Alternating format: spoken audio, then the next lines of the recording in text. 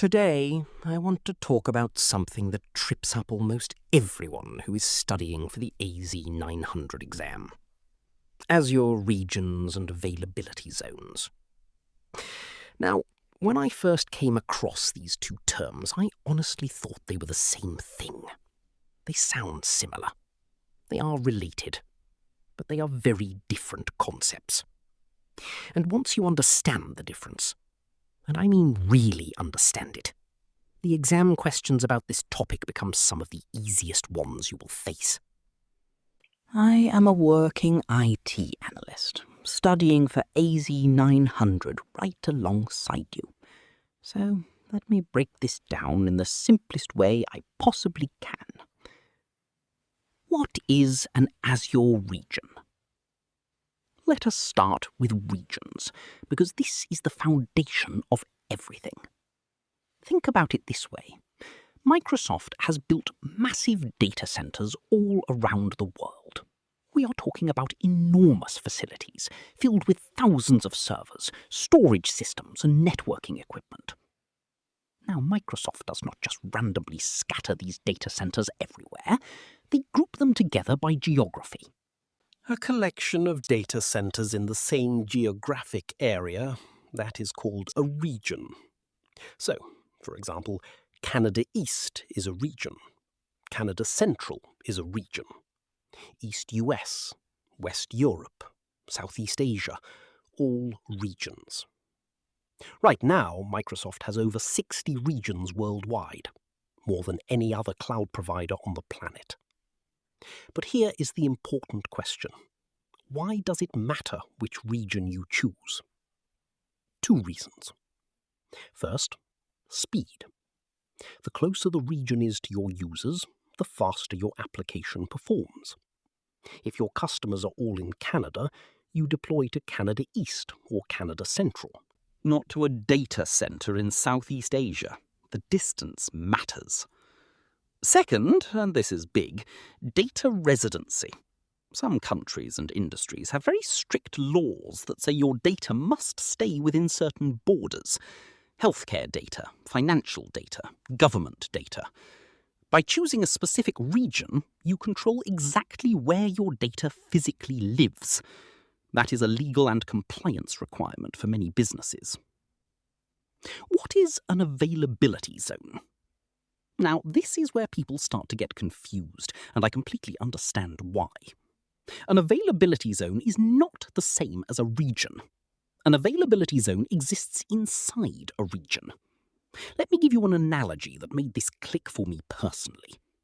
Think of a region as a city. Toronto, for example. Now, within Toronto, imagine you have 3 completely separate bank vaults. Each vault is in a different building on the other side of the city. Each one has its own power supply, its own security system, its own backup generators. They are completely independent from each other. If one vault has a problem, a fire, a power cut, a hardware failure, the other 2 keep operating perfectly. The bank never goes down.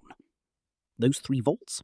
That is exactly what availability zones are. Each availability zone is one or more physical data centers within a region.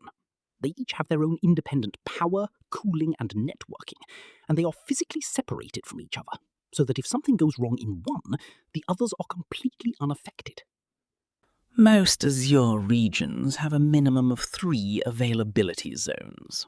And that separation is intentional. It is designed specifically to keep your applications running no matter what happens locally. Why does this actually matter? Now, I want to put this into context, because this is not just exam theory. This is the reason major companies, banks, hospitals, airlines, government services, trust Microsoft Azure with their most critical systems. Think about what happens when a single data center goes down. Power outage, hardware failure, natural disaster. Without availability zones, your application goes down with it. Your customers cannot access your service, you lose money, you lose trust.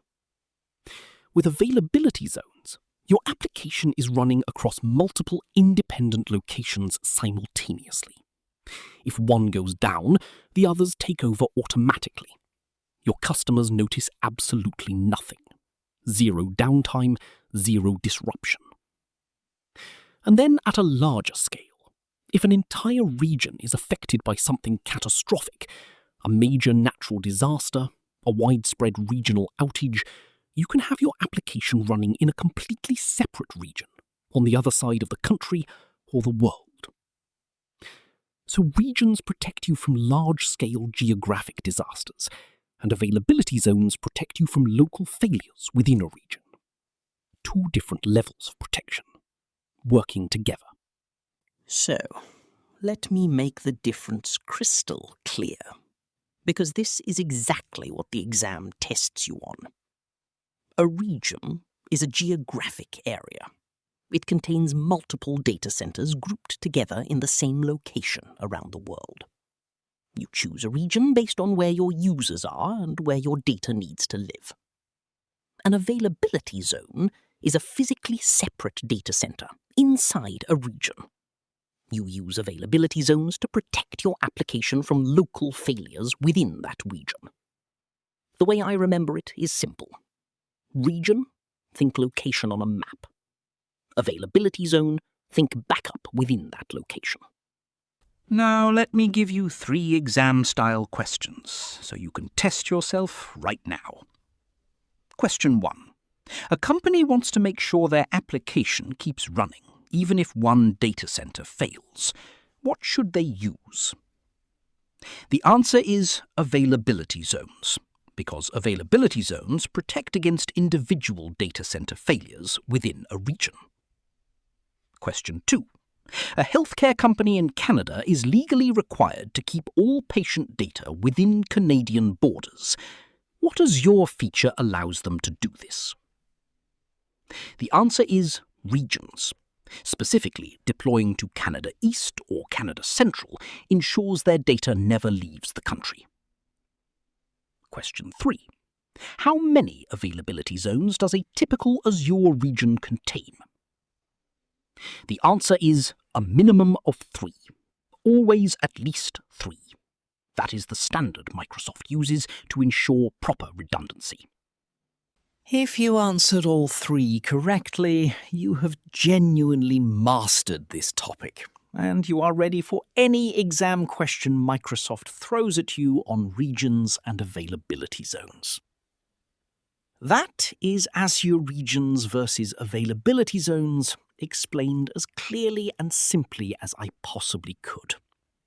If this video helped you understand something that was confusing before, hit the like button. It genuinely helps this channel reach more people who are on the same AZ-900 journey.